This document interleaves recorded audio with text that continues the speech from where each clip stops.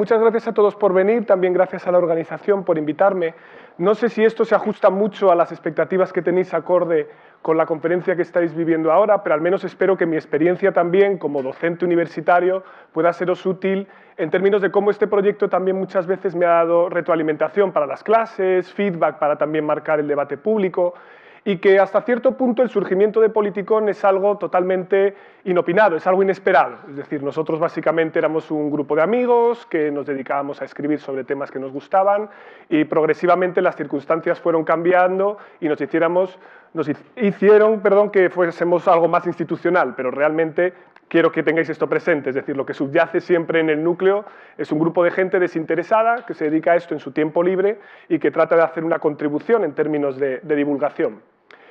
Politicón básicamente es un grupo de análisis, por llamarlo algo, porque este tipo de formatos no existían hasta ahora en España. En España teníamos tradicionalmente think tanks ligados a partidos, o bien los propios partidos que eran los que marcaban la agenda, ¿no? Pero nosotros nos consideramos un grupo de análisis y tratamos sobre temas muy diferentes, pero en general sobre temas conectados con la política, con las ciencias sociales y con la actualidad. Si vosotros entráis en nuestra página web podréis ver las tres patas, podréis ver que en ocasiones revisamos literatura académica sobre un tema específico que pueda ser potencialmente controvertido, luego os hablaré de los temas de educación, pero por ejemplo sobre el impacto que puede tener la educación en el 0 a 3 años, si es buena política, si es mala política, cómo se implementa en otros sitios, qué nos dice la evidencia, porque al final muchas veces nos encontrábamos en la tesitura de que hay muchísima evidencia académica sobre una gran cantidad de temas y nuestros actores políticos no toman ventaja de ella. Es decir, es como si uno tuviera una mina a cielo abierto de la cual pudiera extraer esas vetas, pero nadie se molestara en refinarla y traducirla a un lenguaje que fuera más o menos comprensible. Esta era un poco la ambición que teníamos nosotros, entendiendo que, claro, somos académicos y tenemos muchas veces estos sesgos a la hora de hablar con palabras raras. Ya sabéis que a los académicos les encanta emplear anglicismos, emplear conceptos que nadie entiende, y hay que hacer un esfuerzo por refinar eso y traducirlo en algo que la gente pueda comprender.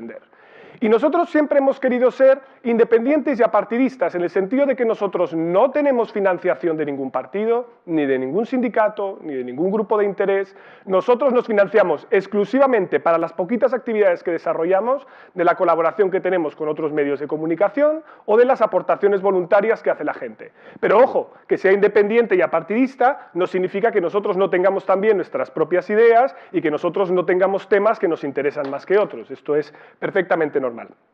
Que además nosotros somos en general personas vinculadas académica o profesionalmente con la política, la economía, ciencias, comunicación. Hay perfiles muy diversos, hay politólogos, hay economistas, hay consultores, en general gente vinculada a los temas de las ciencias sociales. Y nos gusta decir, no siempre lo logramos, que lo que más nos pone de acuerdo a todos es la manera de construir un argumento válido.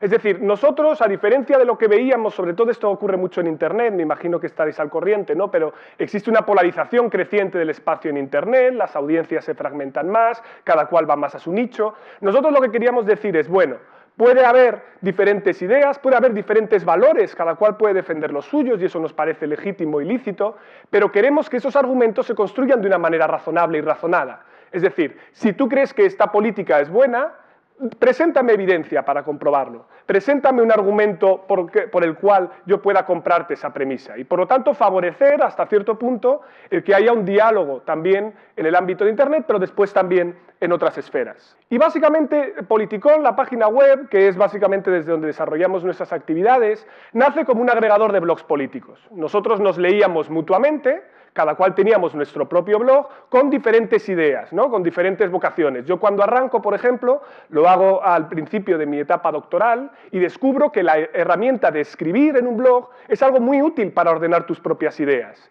Muchas veces esto lo desentrenamos los profesores, ¿no? La escritura, el traducirlo para que sea un material pedagógico más utilizable. Esto nosotros lo hacíamos mucho desde nuestros blogs y nos dábamos cuenta de que al final nos leíamos los unos a los otros y nos comentábamos los unos a los otros. Y dijimos, bueno, ¿por qué no intentamos agregarlo? Y lo curioso es que a mí, cuando me captan de Politicón, porque yo no soy ni siquiera del núcleo fundador, coincide justo coincide en el tiempo, porque es la investidura de Mariano Rajoy, el día que se vota, el mismo día en el que yo me hago doctor, porque leo mi tesis entonces, y el mismo día en el que oficialmente entro a formar parte de Politicón. Entonces todo va como encadenado de una manera así semiépica, pero la idea es entrar en un espacio común de diálogo en el cual cada uno de nosotros podamos aportar un poquito nuestro grano de arena. Y nos encanta también esta frase de Menclen que dice que para cada problema complejo existe una respuesta clara, simple y equivocada. Y esto nosotros es un poco la filosofía que siempre tratamos de traducir en nuestro blog, ¿no? Es decir, vamos a ver. Ya sabemos perfectamente que para solucionar los problemas que podemos tener de abandono escolar en España, puede que haya que cada cual defenderá su receta mágica. Pero sabemos que esas recetas mágicas normalmente no funcionan. Normalmente llevan una carga ideológica muy fuerte detrás. Hay que ver los pros y los contras de cada decisión e incluso asumir que en ocasiones tenemos que abandonar esa receta mágica si la evidencia nos dice que no es la correcta o que genera efectos inesperados. Yo me acuerdo muchísimo, claro, esto me toca a mí porque soy más politólogo, ¿no? Pero yo me acuerdo muchísimo de un artículo de 2012 de Rosa Montero en El País, una columna, ¿no?, al uso, que se quejaba de que nuestros políticos eran un desastre y tal y cual, y decía, probemos con un sistema mayoritario de listas abiertas. Y terminaba así. Y yo digo, ¿esta señora sabe lo que está diciendo? Es decir, ¿sabe las implicaciones que tiene? ¿Sabe cómo funciona en otros países? ¿Sabe que en muchos sistemas que tienen listas abiertas se incentiva más la corrupción que los que tienen listas cerradas? ¿Sabe que los dos hechos de facto son incompatibles entre sí? Todo eso lo que me demostraba hasta cierto punto es que tenemos cargas normativas muy fuertes detrás de cada una de las ideas, pero que nadie se molestaba en traer ese conocimiento de decir cómo funciona en otros países, qué experiencias hay en otros lugares, cómo han funcionado los pilotos cuando se han aplicado así. Ostras, aplicaron listas abiertas en tal sitio y al revés, han terminado quitándolas porque tenía problemas, o viceversa. Yo creo que ese tipo de iniciativas siguen faltando mucho en el debate público español. Y yo creo que Politicón, con muchísima modestia, porque al final somos eso, un núcleo de amigos, pero que intenta contribuir al debate, tratamos de aportar este tipo de cuestiones. Y en ese sentido, siguiendo también a Deming, ¿no?, unos creen en Dios, otros traen datos, ¿no?, la idea de que más allá de quién crea cada cual, a qué vela le pongas tú, digamos, a qué Dios le pongas tú tu vela, porque cada cual tenemos nuestro Dios en términos de valores, en términos de principios normativos, tráeme datos. Hablemos de los datos, hablemos de la evidencia, hablemos de cómo se implementan las políticas públicas. Esto es algo que, de nuevo, en el debate público español se echa muchísimo en falta. Ahora, por desgracia, estamos hablando muchísimo de cuestiones de formación de gobierno, de si tal, jugada, regate corto, todo este tipo de cuestiones. Y las políticas públicas de fondo. Esto normalmente no se trata apenas en el debate público. ¿Qué implicaciones tiene? Esto es algo en lo que otros países europeos van a varios eones de distancia de nosotros. Y yo creo que aquí sí que tenemos que hacer una apuesta, y yo creo que desde la academia somos en parte responsables de esto, de reivindicar la idea de que hay que fijarse más en las políticas públicas, que lo hacemos muy poco, un seguimiento específico de las mismas. Por eso nosotros analizamos la actualidad, pero tratamos de ser analíticos, de traer datos, evidencia científica, y al mismo tiempo, por supuesto, esto es como todo, ¿no? Si no nos lo pasáramos bien, no lo haríamos. Tratamos también de divulgar, de instruir deleitando, que dice una de nuestras editoras. María Ramos dice mucho que hay que intentar instruir deleitando, que la gente se lo pase bien leyéndolo. Y sobre todo algo que nos encanta, ir contracorriente. Es decir, cuando hay tótems o hay ideas preconcebidas muy claras que están en el espacio público y que tú dices, las primarias son una maravilla y van a solucionar los partidos. Pues hay que ir a hierro para mostrar que no, que pueden tener efectos indeseados o puede haber otras implicaciones que vayan más allá de eso. Y lo mismo ocurre con otras políticas, entonces nos gusta mucho ponernos contracorriente. Y yo creo que eso también es importante, porque el análisis crítico implica ir contra la mayoría muchas veces. Entonces, ¿qué es lo que hacemos básicamente nosotros? Que somos ahora mismo 12 editores, actualmente nacimos inicialmente como 4, nos fuimos expandiendo, tenemos varios niveles de colaboradores, ahora mismo 93 en total. Escribir, eso lo hacemos mucho, ¿vale? Luego os presentaré algunos datos, pero estamos todo el día escribiendo. Insisto en que más allá de lo que yo como académico me dedico a mis investigaciones, a mi docencia, a veces tengo hasta vida personal, pero poca, y luego a escribir. Escribir mucho, y escribir es bueno, porque ayuda a ordenar las ideas y además nos da muchas veces instrumentos para las propias clases. Es decir, yo muchas veces a mis alumnos les digo, vete a esta entrada de blog, vete a este punto porque estoy citando la literatura, puedes hacer una revisión desde aquí, nos da instrumentos que pueden ser muy útiles. Los alumnos cada vez lo usan más. Pensad que yo hablo más de alumnos de enseñanza universitaria. Y también fuera, por supuesto. Estamos en Twitter. ¿vale? Ya sé que parece una tontería, pero Twitter es una herramienta que a nosotros nos ha ayudado muchísimo, sobre todo en nuestros orígenes, para sortear a los gatekeepers tradicionales. Vosotros sabréis perfectamente que si alguien escribe digamos, una columna de opinión en un periódico nacional diciendo una barbaridad tremenda, el único mecanismo que teníamos antiguamente era escribir una carta al director enfurecida al día siguiente que no se va a leer nadie. Pero evidentemente el impacto de la idea ha sido tremendo. Esto ahora cambia, porque gracias a las nuevas tecnologías nosotros tenemos control en tiempo real. Siempre hay alguien que va a saber más que tú y va a estar ahí afuera esperando para darte una colleja. Eso es bueno. Eso, el elemento bueno que tiene es que obliga a ser más prudente a la hora de construir los argumentos. El malo que puede tener es que polarice más el debate. Estamos todo el día atendiendo a medios, ¿vale? Esto conecta muchísimo con la demanda. Yo, en este caso, durante la campaña electoral atendía una media de aproximadamente 6-8 periódicos internacionales y nacionales al día, ¿vale? Gratis, o sea, somos así. Sí, ya veis que como modelo de negocio la cosa va regular, y atendemos a prensa, radio, televisión, acudimos, teniendo en cuenta una cosa que siempre es importante, que nosotros aquí afrontamos un equilibrio. Cuando uno se expone al debate público, los medios quieren inmediatez y sencillez.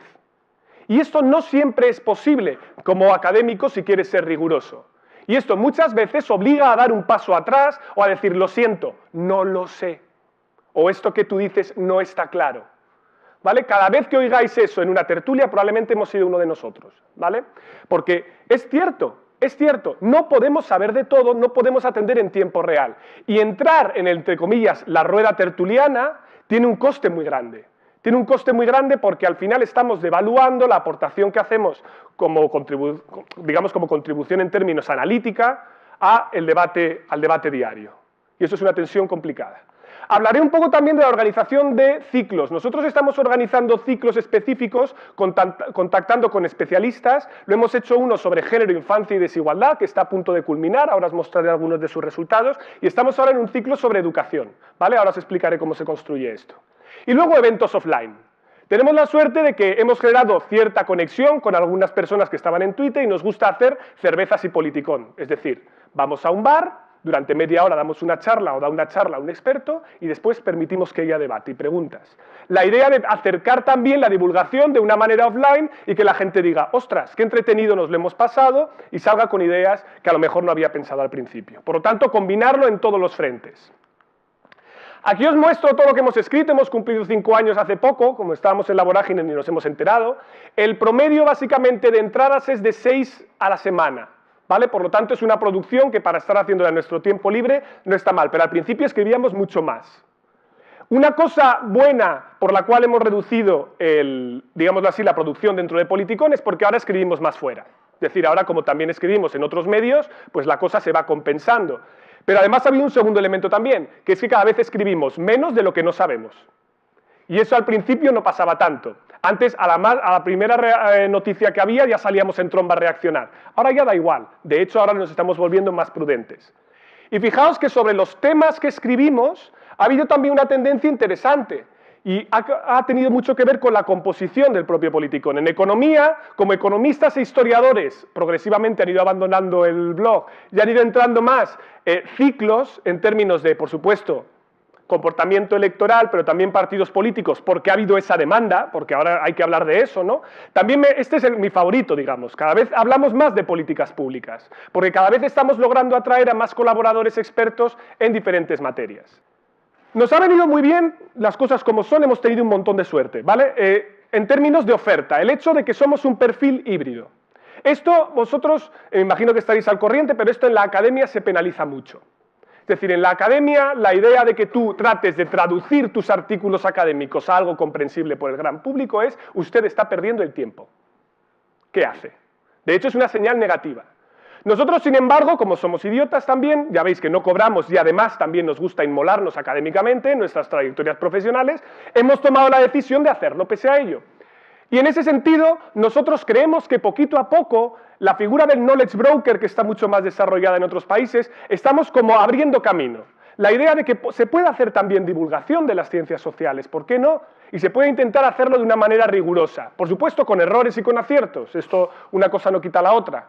Pero claro, como a la gente le gusta también leernos y entretenerse, y esto es algo relativamente distinto a lo que ven en los columnistas tradicionales, nosotros creemos que hacemos una pequeña contribución, con un elemento fantástico, y es que al hacerlo en Internet, nosotros sorteamos a los gatekeepers tradicionales, es decir, no tenemos que esperar a que el director del país o del mundo nos diga que adelante podemos publicar, y además nos encanta que podemos hacer gráficos y poner links a otras páginas y a otros artículos académicos que te permite rastrear y convertir en un pequeño repositorio de ideas cada uno de los posts.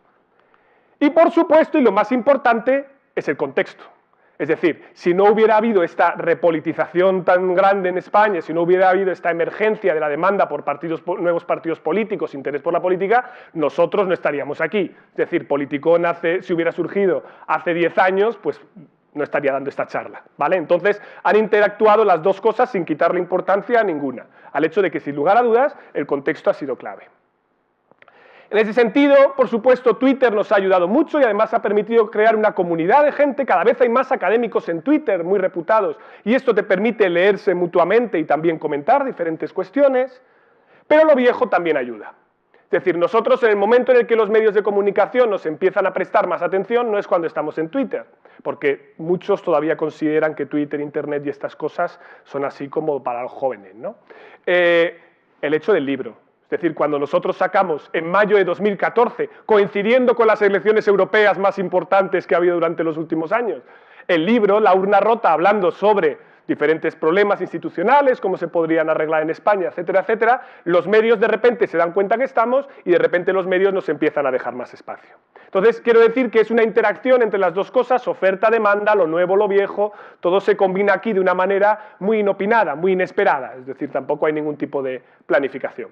Y permitidme que os hable un poco ahora del tema de los ciclos de Politicón, es decir, los aspectos más concretos en los cuales nos centramos y cómo los elaboramos. El que tenemos casi acabado ya es el ciclo de género, infancia y desigualdad, en el cual tratábamos de ligar la desigualdad de género, los temas sobre fertilidad, fecundidad y maternidad, el impacto que eso puede tener en la desigualdad en términos de pobreza, pobreza infantil, etc. Por lo tanto, abarcábamos a 3 campos muy distintos para tratar de atraer a profesionales de diferentes ramas y que se animaran a escribir.